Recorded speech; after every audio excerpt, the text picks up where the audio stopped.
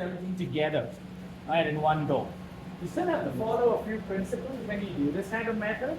The one thing to always look for is when you have a one-stage method cake, there'll always be a liquid fat in there. So there'll be maybe or canola oil, olive oil, or any kind of a liquid fat, right? There'll never be a solid fat. There will never be butter. There will never be shortening in it because that doesn't blend with the ingredients. Since there is liquid fat in these cakes, a good thing about them is that they are usually very moist. And so they are a great recipe to work with. So, looking at ingredients, you're gonna have sugar and oil. That's what you're gonna start off with. So, you just need to mix this in a bowl. Use a rubber spatula as you do it. And later on, you're gonna need a whisk most likely. Okay, so sugar and oil are in there, and you're just gonna mix that. Next up, you're gonna start adding your dry ingredients. Now, when I say dry, it's everything. So it's your flour, your cocoa powder, right? Your baking soda, all of that's gonna go in. Okay, so just put that in. And again, you don't need to sift it.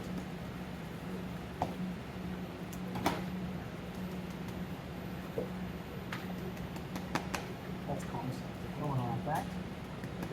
Okay. So just gonna mix that.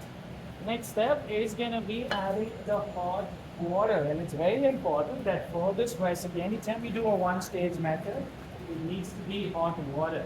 The reason we're doing that is because consider the fact that there is absolutely very little or no mixing in this process, which means you're not going to have any gluten development at all. What that means is when your cake bakes, and if you don't use hot water but you use cold water, right, your cake is very crumbly. By adding hot water, it kind of gelatinizes a little bit of the starch that's in the flour, and it begins cooking. So it thickens up a little bit, which also means that it forms a few gluten strands and your texture is easier. Okay, so that's why hot water. How hot? Boiling hot. Boiling hot. Boiling hot. Yeah. Just gonna add that in. Okay. Now you're just gonna mix that. Now before you move on to the next stage and add the cocoa butter, just make sure that all these ingredients are mixed well. It's just gonna look like a thick paste.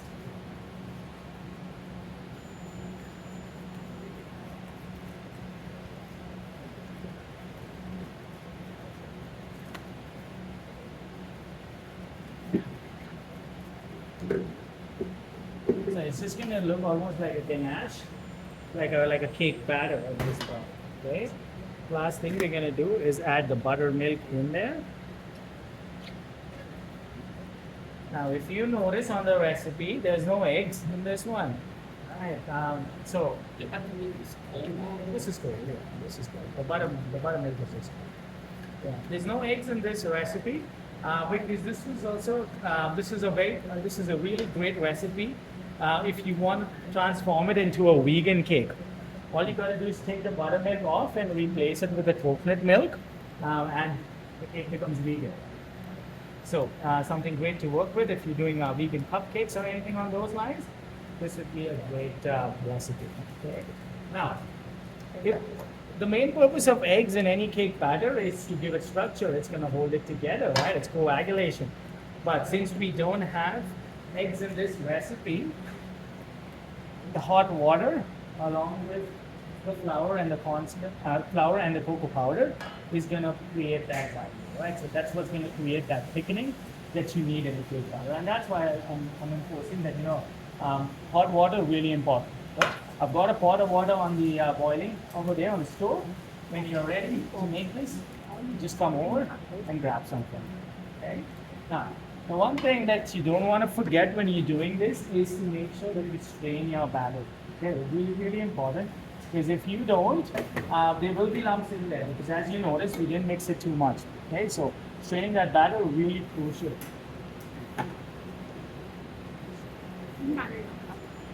Strain the batter. And that's also the reason why we didn't sift any ingredients, because you're going to strain it anyway. So why do the same task twice? I'll take everything that you can.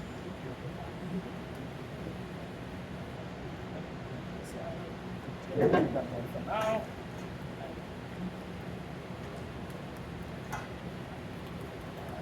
Share the strainer on your table probably. That way you won't run out of it. Um, and then once everyone's done, you can then put it for a wash, most likely. Okay. So,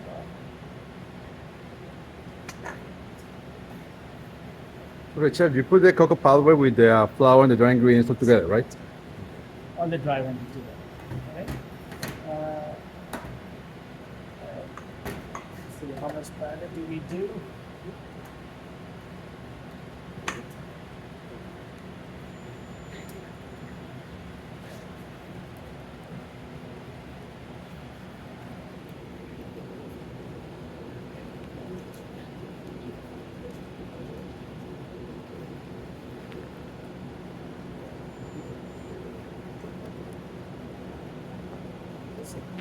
So all the cake batter goes into one. You should have about 700 grams of cake batter in there. Then something to consider. Usually when I bake cake orders, or when I bake cakes for friends, if you want them to be nice and tall, right, one layer is gonna, one pan is gonna be about 650 to 700 grams of batter. Right, once it rises, we can then get 3 layers out of it. Okay? So we kind of moved away. In the past, we were doing 2 tins, but now we're just going to do 1 tin. So you get an experience of what that feels like when you bake them just in the 1 tin. So you won't have any extra layers to play with this time around, but it's still a very delicious cake. Okay? So really quick to do. We're then going to bake them 190. It's going to take about 40-45 minutes again. However, the one-stage batter cakes are very temperamental. If you open the oven too early, it will collapse. Right, so what I suggest is be patient. Don't open the oven at least till it's about 35 minutes. I will give you a proper timing of how much it takes as I'm baking mine. But you should never ever open it or try and check it at like 15 or 20 minutes. Nothing before 35 minutes. Okay, there is a high chance you will get an A fault on this recipe because there's a lot of sugar in it. We're also baking it a little bit for higher temperature. Right? But if we do the same thing like we did last time, where we will flip them over. Right? Now, this cake is going to be much more delicate. It will be crumbly. So it will be a little bit of a challenge for you to handle it. Right? But that is something, again, you will have to work with. Right? So that's a little bit about one stage method. Okay? Questions about one stage method? Really simple, straightforward, right? Awesome. Okay, so I'll put that to bake later. Next thing that I want to show you really quick, and I'm almost on temperature, is French buttercream, right? So if you remember the Italian buttercream, what did we do? We did egg whites, we whipped them up to a meringue, right? And then we cooked our sugar on the side. We cooked our sugar to 117 degrees Celsius, and then we poured it into our whipping meringue. When we poured it, we threw it on the whisk, so then it's splattered everywhere. Right, and then some of you were a little concerned about having sugar all everywhere in the bowl. Right? So, what you're going to do different this time, everything else stays the same. For a French meringue, for a French buttercream, right, it has egg yolks instead of egg whites. Okay, so that's my egg yolks over there whipping. You want to let them cook for at least 10 minutes. Right, during that time, they will turn from a mustardy yellow color to a bright yellow color. It's not egg white, egg yolks staying out that way. That's what it says. What egg yolks?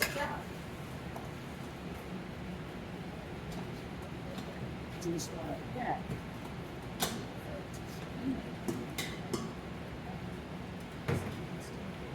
So if you can see the difference in the two, right? It's mustardy yellow and really bright yellow. And that's only yolks. There's no sugar. Only yolks. Nothing in there. Nothing in there. The sugar is going to be cooked. Okay. Only eggs. This is also called a sabayon. Technical term for it is a sabayon.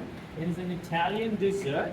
It is whipped egg yolks along with some sugar, and it's usually served over fruits. So you'll have a cup with some sliced fruits or berries, and then you top it up with sabayon, and then you eat it. So it gives it nice lightness, gives it a lot of hair. Okay? So that's about 10 to 12 minutes of whipping. So make sure you start that well in advance. You will notice it doesn't rise in volume as much as the egg whites did, right? Because egg yolks are all fat, they don't have protein, they don't have the ability to trap as much air. So don't expect it to rise too much. Once the color changes to a lighter yellow shade, you are good to go. Okay? Now, the one thing we're going to go different from last time, when you put your sugar in, you just poured it in right away. And that's why you had sugar going all around your mixing bowl. This time, we're just going to slow the speed down to a 3. And when you pour, the sugar needs to drip to the side of the bowl. Okay, that's important. So just hold the pot right there and let it flow down in a steady stream. As it's flowing, we can push the speed higher to 5. And again, don't be too fast. All right, take your time with it.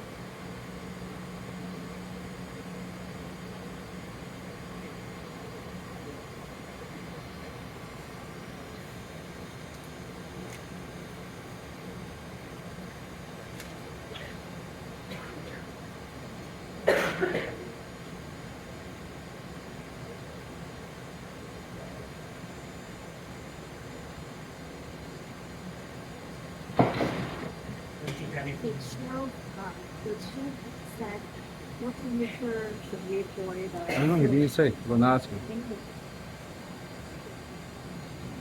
The temperature of the sugar? I think the same as the Italian. Same as the I Italian? think. So check, the temperature should be the same as the Italian. 117. 117. 117. 117. Stage is exactly this. Okay, once all your sugar is in, alright, turn the speed high, a 9 out of 10, and let it get volume. Okay? Compared to an egg white, the chances of your egg yolks collapsing are much lesser because egg yolks have natural emulsifiers in them, and that's what keeps them stable. So there's very rare chance that you might actually neutralize the starter into a sabayon or into a French pot. Okay. So we're gonna do exactly what we did last time. We're gonna let that rise. Once your egg yolks are cool to the touch, that's when you're gonna start adding soft butter. Okay, again, cube it up, put it in there, and let it whip. It's like what we did. And that's also the time when the vanilla can go in. Okay? What you will notice, if your egg yolks cool down too much, or if your butter was too cold, right, it will kind of seize together and stick to the wrist. That just means it's too cold. In that case, you can take a little bit of heat, and it will begin to spread up, right? The reason why that butter temperature is important because soft butter whips better, gets better volume compared to cold. So those are the two tasks that we are going to be doing. We'll see how time plays out, but at least I think assembly of the cake is definitely possible today. First thing you want to do when you go back to the station, start making your cake, put that in the oven. Okay, as you're making the cake, maybe set up your egg yolks so they can whip simultaneously. So once the cakes are in the oven, you go back and then you can start cooking your sugar. Pour your sugar in and let your buttercream whip. If you're still working on the cake, you still have time to continue doing that. Okay? Even if the cakes take a while, if you put the cakes in by say 3:15, right? If they take an hour at 4:15, your cakes, they wouldn't take an hour. So I think by 4 o'clock your cakes can come out.